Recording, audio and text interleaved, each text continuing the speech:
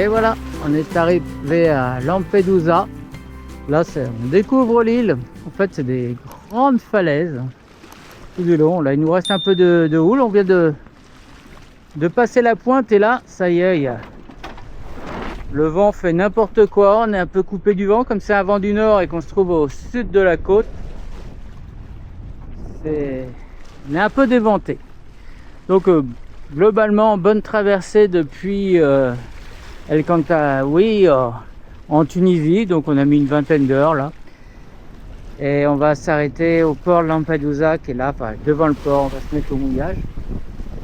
Bon, la navigation avec des vagues pas terribles. Il y avait des vagues courtes au début, comme il n'y avait pas beaucoup de fond. Après de la houle, on a pas mal mouillé le pont et on avait oublié de bien fermer le capot de pont au-dessus de la cabine avant. Ce qui fait qu'on a eu quelques rentrées d'eau, ce qui n'est pas agréable du tout. Enfin voilà, donc vision. Ah, ma tête, hein, mais fatigué après une nuit éveillée parce qu'on ne savait pas trop ce qu'il y avait comme trafic. Finalement, c'était assez calme. Enfin voilà, donc on va maintenant essayer de découvrir le mouillage. Alors nous voilà au mouillage Lampedusa. Là, on est juste devant le port de Lampedusa. On a l'abri, alors petit peu de passage. Là, on a des hélicoptères, enfin un hélicoptère de recherche qui recherche un peu les migrants qui pourrait y avoir tout autour, qui viendraient s'échouer, qui seraient en difficulté en mer. Et tout à l'heure, on a vu rentrer une vedette de la police maritime avec dessus une trentaine, peut-être entre 20 et 30 migrants, enfin il y en avait pas mal qui passaient. On les a loupés, je les ai loupés au moment où j'ai pas eu le temps de filmer. Mais là, je vois arriver, alors là, je sais pas si vous êtes, qui arrive, qui tire le bateau pneumatique sur lequel ils étaient. Donc là, on est vraiment dans l'actualité migrant.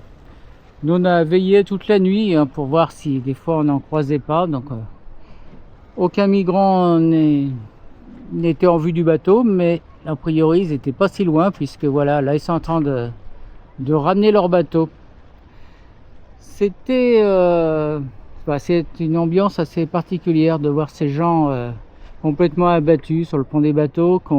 Nous on était en mer, donc il y avait pas mal de houle. On a vu, c'était pas facile. J'imagine sur un canot comme ça, le froid, pas à boire, manger pas grand chose, dans des vagues, des creux, sur un canot qui risquait de se dégonfler à tout moment. Je pense que voilà, ça devait être très difficile. En tout cas, j'aurais pas voulu être à leur place. Et on se dit que pour en arriver là, c'est qu'on doit avoir pas mal de misère du pays d'où on vient. Alors là, on le voit là, il est au plus près. Enfin, je sais pas si on le verra mieux, mais on a du mal à voir le boudin, mais il fait pratiquement la longueur du Zodiac, du semi-rigide. Il est la même couleur, il est gris. Voilà. Si je peux arriver au montage à grossir, je le grossirai. Voilà. Donc ils ont été une trentaine là-dessus. C'est assez impressionnant. Bon, ça y est, on quitte le port principal de Lampedusa. On est arrivé hier.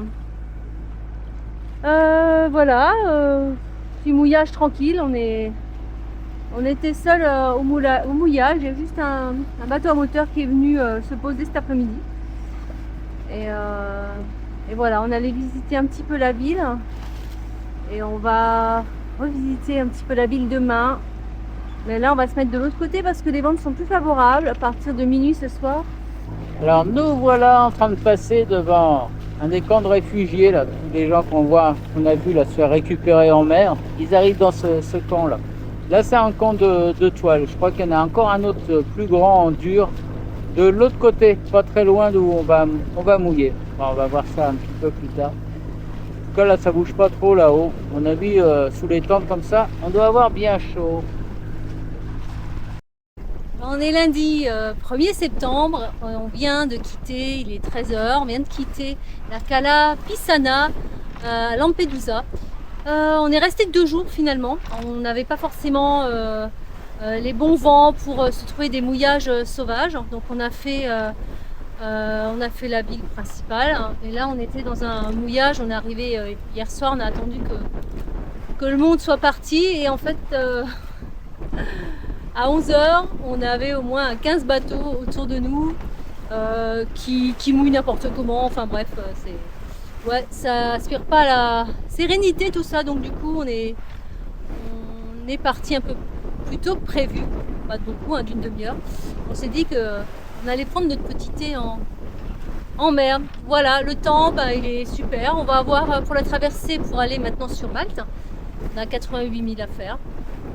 Alors pour la navigation, ouais, ça s'annonce pas mal, hein. Toujours des vents de 3-4 au départ. On est au travers, c'est nickel. On avance à 6 nœuds, donc c'est cool, sans forcer. Et puis du soleil comme d'habitude tout le temps. Une mer qui sera pas très creuse. Allez, au maximum 50 cm de vague, c'est tranquille. Au milieu de la nuit, ça doit tomber à 3, force 3, et quand on arrivera, ça devrait tomber autour de force 2. Donc ça s'annonce assez tranquille. Je pense qu'on arrivera pour le lever du jour sur Malte. Alors Malte, ça va être la découverte parce que là, je ne suis jamais allé. Lui est allé en avion, mais ça l'a fait la balette, tout ça. Mais en fait, par la mer, jamais. Donc on va découvrir ça.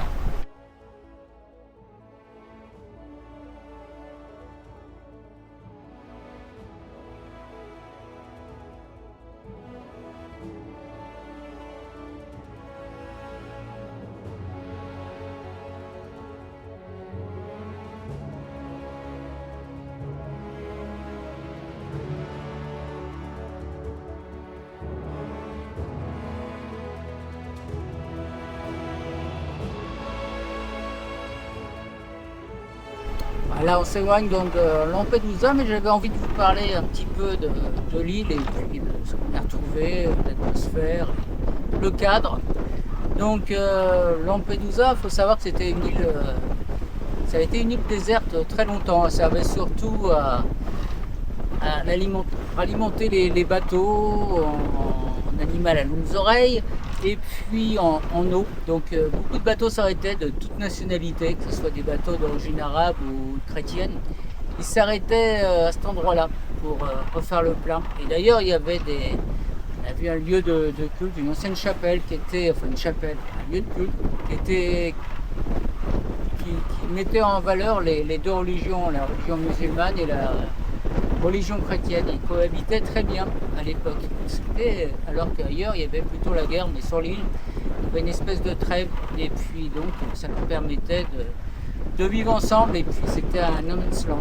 L'île, à cette époque-là, était, d'après les dires, très verte. Elle était recouverte de buissons, de petits arbustes. Voilà. Et au 19e siècle, elle a été colonisée tout début par les Français qui ont été très rapidement chassés par les Italiens, par le comte de Sicile à l'époque parce que l'Italie n'existait pas. Donc par les Siciliens qui ont pris l'île et en fait ils ont très rapidement coupé tous les arbres et arbustes pour en faire du charbon de bois qu'ils vendaient à Malte pour pouvoir survivre. Voilà, donc on est passé d'une île déserte à une île qui s'est peuplée doucement et très rapidement finalement. Les gens qui sont ici ont des racines sur l'île très anciennes. Voilà, sinon atmosphère aujourd'hui, on a trouvé une ville, une île principalement dédiée aux touristes, je dirais surtout italiens. Très peu de touristes autres qu'italiens, mais c'était quand même bondé, c'était sec, poussiéreux. Il manque vraiment tous les arbres qu'il y avait avant, ça devait être assez charmant avant. Les mouillages qu'on a fait, on est resté assez pour aller à l'alimentation, pour refaire un peu nos réserves, parce qu'en Tunisie on était un peu juste, on n'a pas trouvé grand chose. Donc on est resté finalement assez près des villes. Donc avec tous les inconvénients que ça a, le bruit. Là, le dernier mouillage qu'on a fait, c'était dans une cala où il y avait une usine de désalinisation de l'eau, parce qu'il y a très peu d'eau douce. Et puis beaucoup de bruit. Ce qui fait que bon, on a mal dormi, des lumières partout. Il y avait le camp des migrants juste au-dessus, là où ils sont emprisonnés. Donc il y avait des zones comme ça qui étaient pas terribles. Sinon la petite ville était en elle-même assez touristique, donc avec des petites boutiques sympas, des restos qui avaient l'air sympas aussi. On trouve au niveau de l'alimentation un peu de tout. Mais au niveau des mouillages, bah voilà, il y a très peu de mouillages avec des fonds de sable, beaucoup de mouillages avec des fonds rocheux, ce qui explique certainement qu'on était les seuls bateaux qui n'étaient pas de l'île. En tout cas, on n'en a pas croisé d'autres. Donc au mois d'août, on était fin août. Je ne peux pas dire que ça soit hyper touristique pour les bateaux à voile, hein, pour les plaisanciers.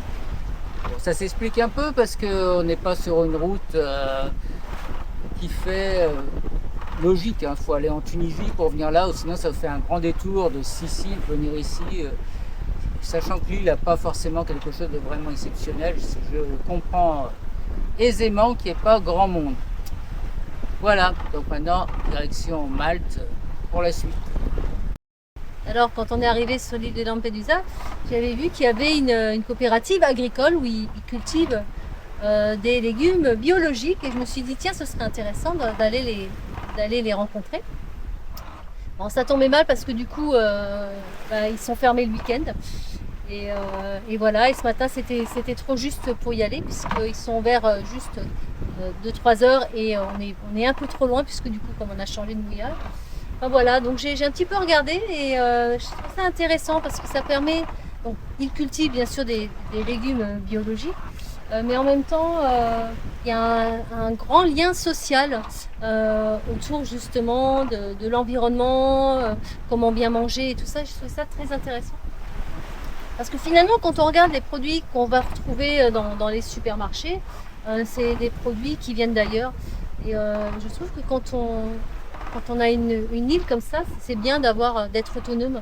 En tout cas, en fruits et en légumes, si on peut. Et voilà. Donc c'est vrai que c'est une terre qui est très aride. Mais ils ont quand même réussi à faire un petit environnement verdoyant. Pour arriver à cultiver des légumes bio, donc je trouve ça bien. Voilà, donc c'est dommage qu'on n'avait pas pu aller les rencontrer, ça aurait pu être sympathique de partager ça avec vous. Et voilà. Ça y est, on arrive à Malte, il est 6h du matin. Et comme à chaque entrée dans un pays, et ben on hisse le pavillon. On voit pas vraiment là, parce qu'il y a du blanc et du rouge, mais il y a la petite croix aussi. Et hop, La croix des chevaliers de Malte. voilà.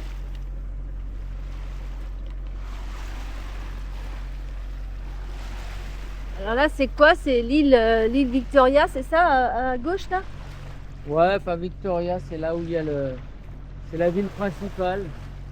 Et puis en face, nous on va aller se mettre sur la petite île qui est là. Celle qui est juste là, ouais. Voilà.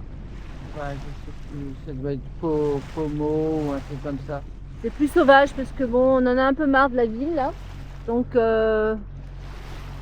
ça sera à aller voir, hein, bien sûr, mais là on va aller se poser Sur un truc un peu sauvage. Ouais, ça va être Une sympa. petite île.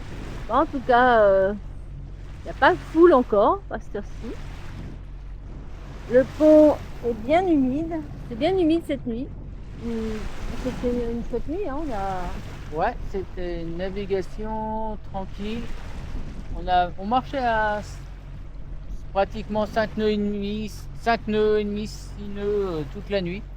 Donc c'était pas mal. J'ai passé ma nuit dans le cockpit, là dans mon duvet, et puis Mu venait me voir de temps en temps aussi. Moi j'étais plutôt à l'intérieur parce que comme ça penchait, bah, c'est pas toujours confort pour l'un, celui qui est Au vent. au vent, donc voilà. Mais ouais, je sortais quand même très souvent. Ouais. À première vue, là,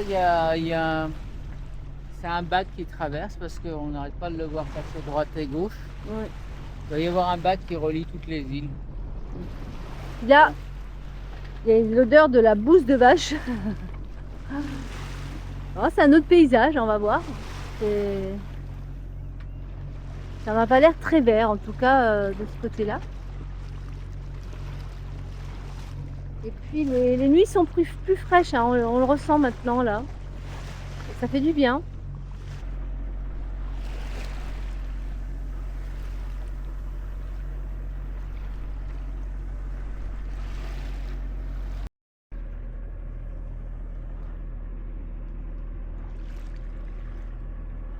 Bon voilà, on va aller se mettre au mouillage juste ici. Ça y est, on est arrivé sur l'île de Comino et on va aller découvrir l'île. Et là, c'est le mouillage. Le nomade. Alors, on n'est pas beaucoup de bateaux pour le moment. Ça va peut-être changer dans la journée, mais en tout cas, voilà, c'est sympa. Il y a du vent, ça fait du bien. La mer est belle et on est bien à l'abri parce que les vents vont souffler de là normalement dans l'après-midi. À force 5, hein, c'est ça? Ouais. Bon. Ils seront là, voire ici, quoi. On sera limite, mais on devrait pas être trop mal. En tout cas, il n'y aura pas de vagues puisqu'il y a l'île juste en face. Bon, allez, on va aller voir ce qui se passe sur cette île. Ouais, on va découvrir, faire le tour.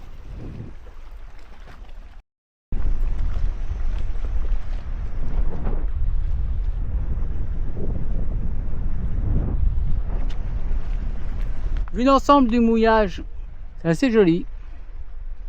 Alors l'hôtel ici ne fonctionne plus, j'ai vérifié sur internet, il est fermé. Je me demande s'ils sont pas en train de justement de faire des travaux, pas sûr, pas trop. Peut-être fermé pour travaux.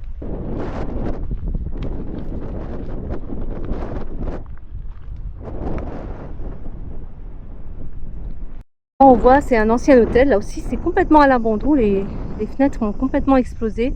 Terrain de tennis aussi à l'abandon. Là-bas, au fond, il y a une chapelle. On va aller, je sais pas si on peut passer devant, on va aller voir. Puis là, il y a un autre mouillage.